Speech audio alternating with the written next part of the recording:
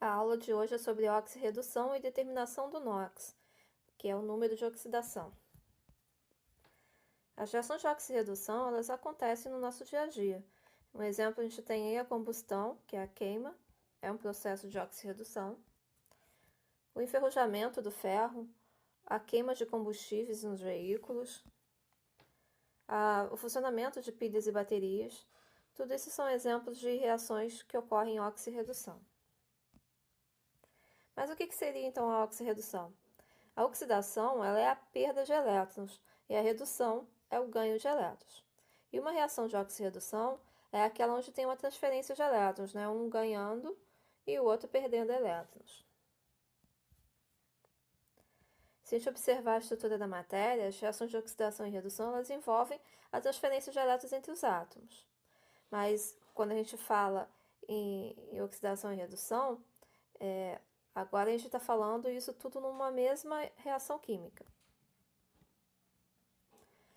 Um exemplo que a gente pode citar é se a gente colocar, por exemplo, um fio de zinco em uma solução de sulfato de cobre, que ela tem coloração azul. O zinco a gente pode pensar como se fosse um prego, né? Se eu colocar um prego dentro dessa solução de sulfato de cobre, que tem coloração azul, o que a gente vai verificar depois de um tempo? Que essa solução, a coloração azul dela vai começar a desaparecer, ela vai começar a ficar transparente.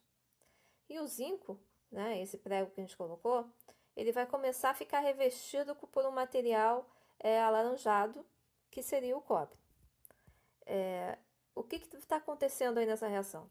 A gente pode observar aqui que o zinco ele estava na forma metálica, então a carga dele aqui é 0, e ele vai começar a ser dissolvido na solução e vai passar a ter uma carga mais 2. Tá? Ele em solução aquosa aqui, ele vai ter carga mais 2. De 0 para mais 2, significa que ele está perdendo 2 elétrons, né? Quando o elemento perde elétron, ele fica com carga positiva. Então, ele perdeu 2 elétrons aqui. Já o cobre, ele tinha carga mais 2, porque ele estava na solução, e começou a se transformar em cobre metálico, com carga 0.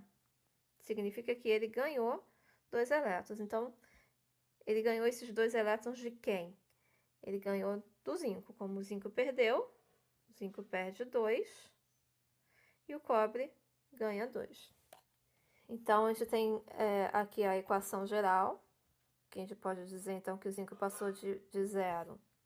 O zinco passa de 0 para mais 2 e o cobre passa de mais 2 para 0. E as duas semi-reações separadas, que a gente pode ver aqui que o zinco era 0, passou para mais 2 porque ele perdeu 2 elétrons. Já o cobre, que era mais 2, ganhou 2 elétrons e passou a ser 0. Quem perde elétrons, o número de oxidação aumenta. A gente passa de 0 aqui para mais 2. Então, o número de oxidação aumentou, a gente significa que ele oxidou, perdeu elétrons. E o que passou de mais 2 para 0, o número de oxidação diminuiu, ou seja, ele reduziu. O que seria o NOx? O NOx ele é a carga do elemento quando ele ganha ou quando ele perde elétrons aí numa ligação química. Então, por exemplo, a gente tem aqui o óxido de magnésio, onde a carga do magnésio vai ser mais 2 e do oxigênio menos 2. Por quê? O magnésio ele pertence à família 2A, ele tem 2 elétrons na última camada. Então, a tendência dele é perder esses 2 elétrons. E o oxigênio, como está na família 6A, ele tem 6 elétrons e precisa ganhar 2.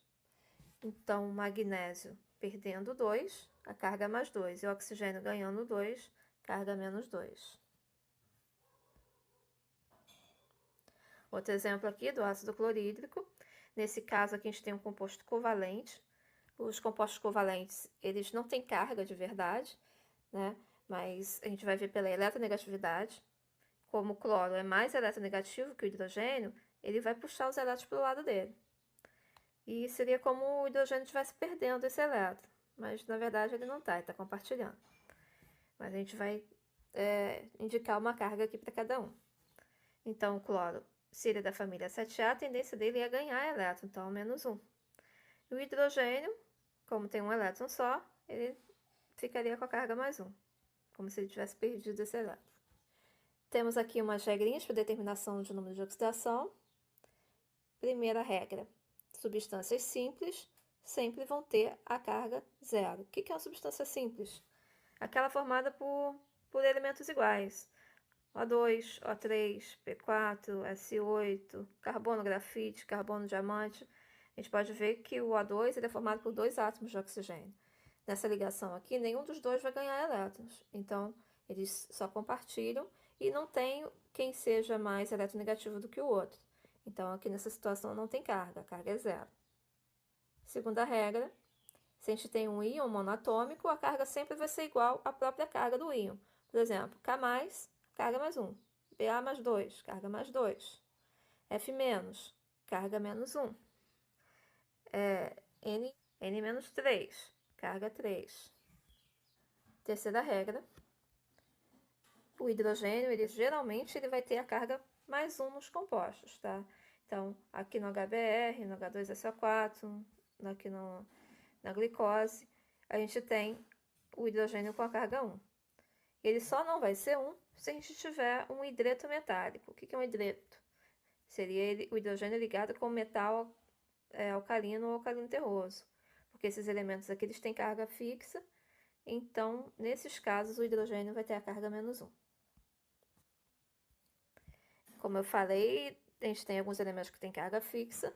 Quem são eles? A família 1A, os metais alcalinos, que tem a carga mais 1. Os alcalinos terrosos, que tem carga mais 2. O zinco também tem carga mais 2. A prata, mais 1. E o alumínio, mais 3. Quinta regra: o NOx do elemento do oxigênio geralmente é menos 2. Quando que não vai ser? Quando ele estiver ligado com o flúor, porque o flúor é mais eletronegativo do que ele, então o flúor seria o negativo e ele vai ser o positivo aqui nesse caso. Então, a carga dele é mais 2. E quando ele está ligado quando ele é um peróxido, né? O peróxido está ligado com metal alcalino, o hidrogênio aqui no caso, e a gente tem essa fórmula no final, O2, né? Com a carga menos 2 no geral. Sexta regra: os halogênios, que são os elementos da família 7A, porque eles têm 7 elétrons na última camada, né? O cloro, o bromo e o flúor, por exemplo, tem 7 elétrons na última camada, então a tendência deles é ganhar um elétron. Então, a carga vai ser menos 1. Sétima regra: o somatório das cargas tem que ser nulo. Vão se anular aqui, ó. Se eu somar mais 1 com menos 1, 0. Mais 2 com menos 2, 0. Vamos ver agora um exemplo de aplicação do cálculo de número de oxidação. Então, vamos seguir as regrinhas, né? Então, tem aqui o carbono ligado com oxigênio. Eu vou pela regra, né? Que a gente só sabe ali o valor do oxigênio, que ele pode ser menos 2. Como eu tenho um oxigênio só na molécula, então é menos 2. O carbono, para zerar, vai ter que valer mais 2. Já que a gente tem uma molécula neutra, o somatório tem que ser nulo, tem que ser 0. Então, mais 2 com menos 2, 0. O valor do carbono, então, aqui na molécula é mais 2. Nesse caso aqui, a gente pode determinar o do enxofre, sabendo que o hidrogênio geralmente vale mais 1. E como eu tenho 2, 1 vezes 2, 2. O oxigênio geralmente é menos 2 vezes 4, menos 8. Então, o enxofre tem que ser um valor que eu somando aqui vai zerar. Então, que número somado com 2 vai dar 8? 6. 6 mais 2, 8. Menos 8, 0. Aqui no outro exemplo, o zinco ele tem carga fixa. A carga dele é mais 2. E o oxigênio geralmente é menos 2, que vezes 4 vai dar menos 8. Então, o valor do enxofre seria o número que somado aqui para dar 0. 6. Porque 6 mais 2, 8, menos 8, 0. O potássio também tem carga fixa, porque é elemento da família 1A, carga mais 1, vezes 2, mais 2. O oxigênio, geralmente, menos 2, vezes 4, menos 8. O enxofre vai valer mais 6 também. 6 com 2, 8, menos 8, 0. Aqui, como a gente tem um finalzinho aqui, um O2, ele pode ser um peróxido, né? Onde o oxigênio aqui, ele pode valer menos 1. Então, vamos começar aqui com o hidrogênio. O hidrogênio vale mais 1, vezes 2, mais 2. Para zerar, aqui o outro lado tem que ser menos 2. Como temos 2 oxigênios, cada um só pode valer menos 1. Então, aqui a gente tem um peróxido,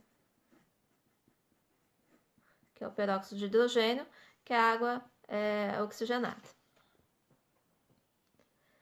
O oxigênio, quando ele está ligado com o flúor, né, o flúor, como é o mais eletronegativo, o flúor fica com a carga negativa. Então, aqui o oxigênio ele vai ficar com carga positiva. Como o flúor é um halogênio da família 7A, a carga dele é menos 1. Menos 1 vezes 2, menos 2. Então, o oxigênio para zerar, mais 2. Hidrogênio é mais 1 vezes 3, mais 3. Oxigênio menos 2 vezes 4, menos 8. O fósforo aqui, para zerar, vai ter que valer 5. 5 com 3, 8, menos 8, 0. De novo aqui, né, terminou com O2, a gente tem que prestar atenção se não é um peróxido. Como o sódio é da família 1A, ele tem carga fixa, mais 1. Mais 1 vezes 2, mais 2. Então, o outro lado é menos 2, para zerar. E como eu tenho 2, cada um vale menos 1.